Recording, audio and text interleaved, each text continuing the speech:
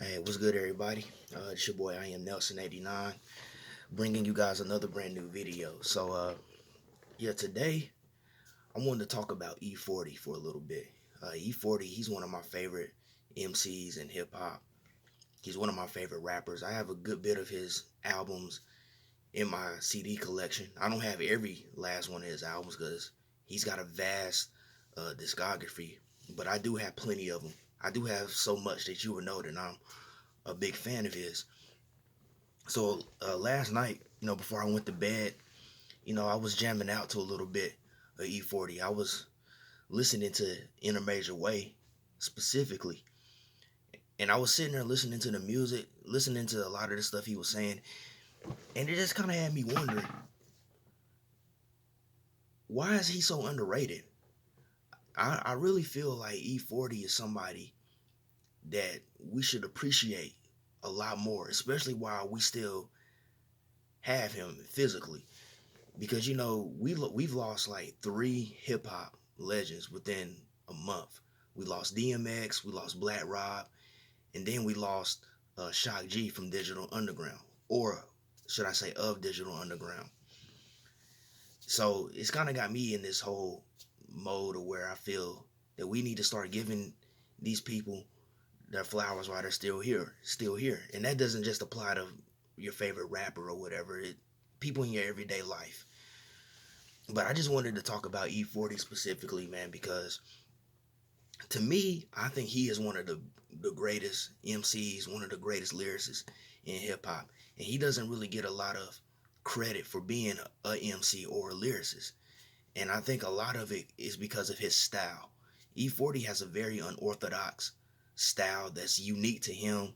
There's nobody out there that sounds like E-40. So when you hear him on a song, you know that it's E-40. And I think that's one of the many uh, talents that he has as an artist that makes him into a great MC. Because think about DMX for a minute. Uh, DMX had a unique style. He had a unique voice that was easily recognizable. Anytime you heard DMX on a song, you knew it was him. Anytime you heard one of his songs, you knew it was him. Same thing with Old Dirty Bastard. Old Dirty Bastard had a very unorthodox style that separated him from his own Wu-Tang Clan members. It was just him. There's nobody out there that sounds like Old Dirty Bastard. His own son doesn't even sound like him. Same thing with Mystical. There's nobody out there that sounds like Mystical. There's nobody out there that sounds like Busta Rhymes. These are just a few artists, and there's plenty.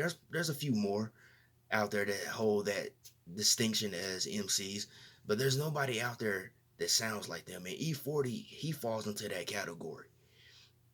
But the thing that kind of bothers me is that while these other aforementioned artists seem to get accolades for having that ability, E-40 doesn't really get as many accolades for that. It's as if there's like a certain demographic of hip hop fans, hip hop heads, rap heads who recognize the greatness that E-40 possesses as an artist. And one thing that really got me into E-40 was how when I really started getting into him, I realized how his subject matter has a lot of substance. There's a lot of things that you can actually learn from an E-40 song, positive things. It's not negative either. Uh, One of my favorite lines from him was on the Rapper's Ball song that he did with Too Short, where he said, "Don't buy an $85,000 car before you buy yourself a house." That's game. That's game right there, man, because a lot of people do that. A lot of people will go out here and they will buy them an expensive car before they even have a decent place to live or even a place to live on their own.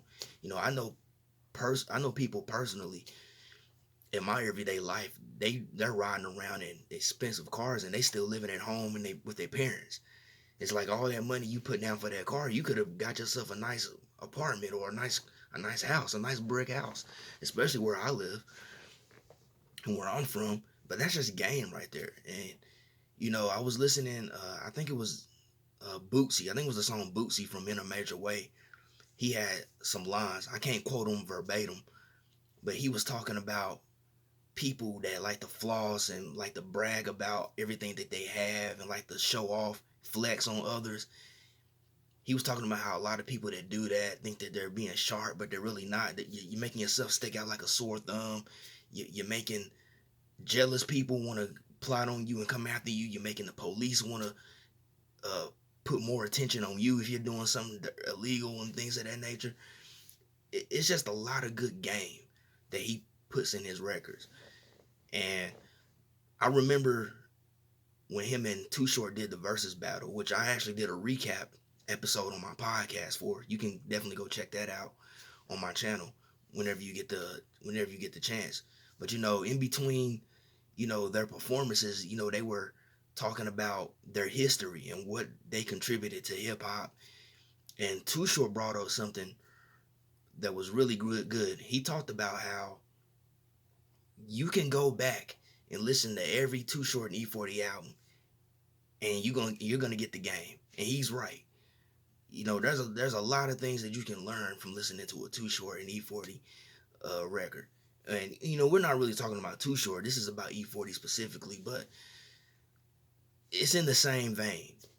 There's just so much game that E-40 kicks on his records, and even now he still continues to do that. And I even like the approach that he's taken with his music now, where he's releasing like 5 albums on the same day. Man, that's a huge work ethic. That's work right there. That's a real huge hustle. And not only that, man, but he's branching out, becoming an entrepreneur. He's got his own like alcohol business. He's creating. I think he's cooking now. I think he's about to put out a cookbook or something. He's doing something that has to do with like cooking called Goon with a Spoon. He advertises it a lot on his Instagram. There's just so many avenues that he's created for himself in order to make money. And it's not all about the money, but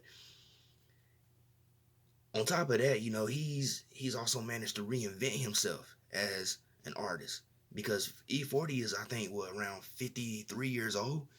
He's been in the game well over 30 years now, and he's still putting out quality music, and he's still managed to remain relevant to a generation. I mean, you could look at him, Too Short, Snoop Dogg, and Ice Cube, which they are a group now known as Mount Westmore. What all these guys have in common is that they have longevity in the game outside of their entrepreneurships, outside of their vast catalogs. That's the one thing that all these guys have in common is longevity.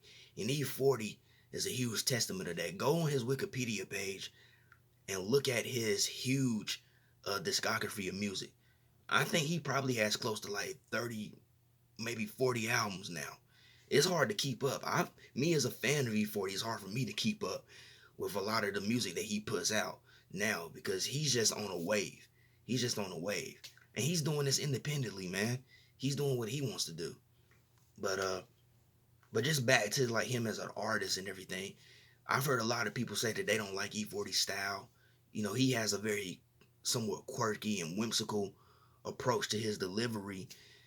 And I will admit, in the beginning, it was a little bit much for me to like kind of get into at first. When I really got into E-40 was when he dropped the My Ghetto Report Card album. And I think that is actually one of his best records.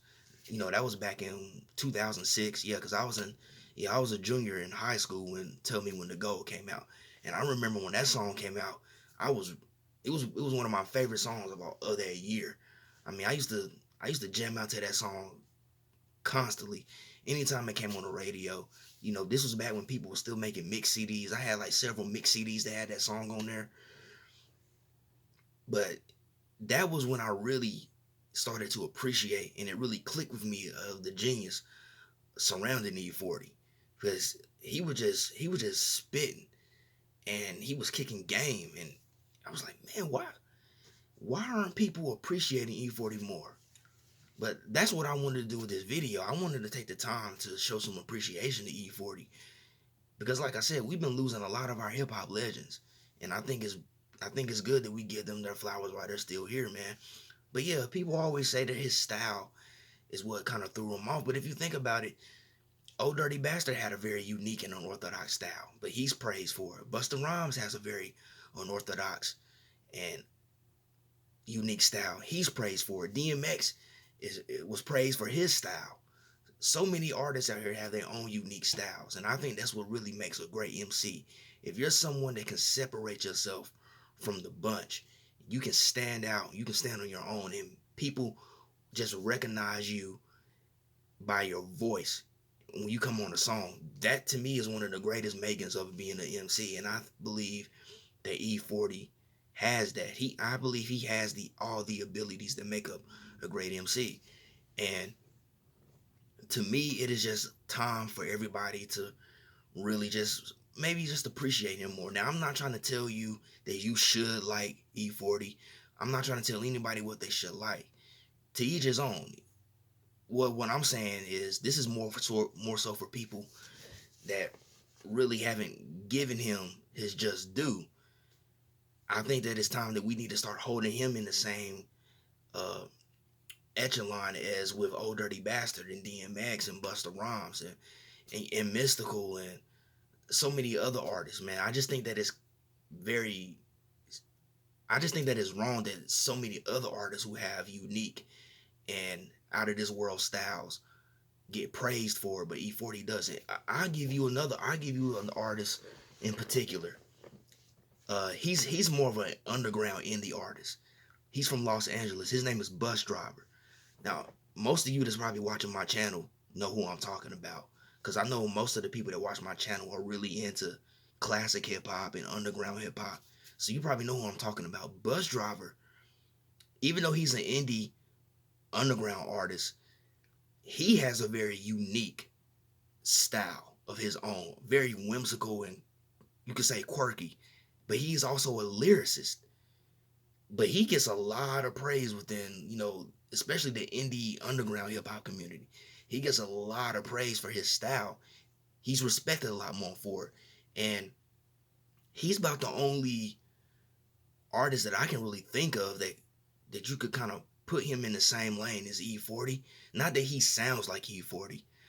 They definitely don't have the same sound or anything of that nature. They do have different styles, but more of like a point of reference of what I'm talking about. Bus Driver is more respected and praised for his style, while E-40 isn't. And E-40 has a similar style, in my opinion, to that. It's out of this quirky, it's whimsical, it's different. It's something that's unique. It's something that you're not gonna hear everybody else doing. Bus Driver has that same talent as an artist, but he gets praised more. But E-40 doesn't. That's what I'm saying. E-40, he's being, I don't want to say backlash or anything, but he's being overlooked for something that other artists get praised for. That's what I'm saying. That's what I'm saying. No, by no means that I'm saying that you should like E-40. I'm just saying you got to come up with a better excuse, in my opinion, to not like E-40 aside from his style, when there's so many other people that display those unorthodox rap styles. And I think if these other artists can be praised for that, then E-40 should be. And E-40 is doing this on a major scale. I mean, this is a guy that was signed to major labels. I mean, he was signed to Jive Records for years. I mean, now he's doing it on the independent scale. Well, he's actually kind of been doing it on the independent scale, but he's fully independent now, doing it on that scale. And he's still doing it on a major level. But like I said, that's just the point that I wanted to make about E-40. I think that he is one of the most overlooked MCs in hip hop. And I think it's time that people should at least start giving him his just due as an artist, because he's definitely put in the time. He's put in the years. His catalog backs up everything that he talks, man. And I just wanted to take the time to make this video to show him love, because we're losing a lot of our legends, and E-40 is a legend in the hip hop game. Whether you like him or you don't, he cemented his history in hip hop and in music in general. So, I don't know if E-40 ever come across this video or whatever like that, but like I said, E-40, much love to you, Much love to the Bay and everything that you have contributed to hip hop. And that brings me to my last point. E-40 contributed a lot of the slang that we hear. Remember back when everybody used to refer to the police as the popos? E-40 was the first rapper to refer to the police as the popos on a record. There's just a lot of slang that he's contributed to the hip hop that we use every day. He wasn't the only one that doing it. The Bay Area in general has contributed to a lot of the slang and a lot of the style that hip hop has, especially the independent hustle. And he's a part of that. He's the ambassador of the Bay. So you can't count him out of that. But E-40, in my opinion, is one of the greatest MCs in hip hop. And this is me as a fan just giving him his just due while he's still here. So that's it for this video. I hope you guys enjoyed this video, and I hope some of you who may be anti E-40, maybe giving you something to maybe sit back and think about, contemplate. But yeah, E-40, in my opinion, one of the greatest lyricists in hip hop, one of the greatest MCs in hip hop. But yeah, that'll be it for this video. As always, I hope you like, share this video, subscribe to the channel, and as always, I hope everybody has a blessed day, a blessed week. As always, love, peace, and music. Peace out.